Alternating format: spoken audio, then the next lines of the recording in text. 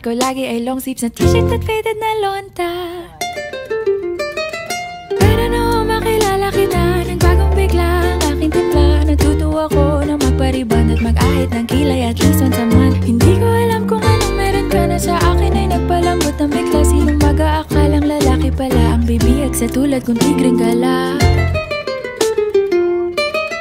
Kahit ako'y titibo-tibo, puso ko ay titibong-tibo pa rin sa'yo. Isang halik mo lamang at ako ay tinatablan, at ang aking pagkababae ay nabubuhayan na para bang bulaklak na namumukadkad.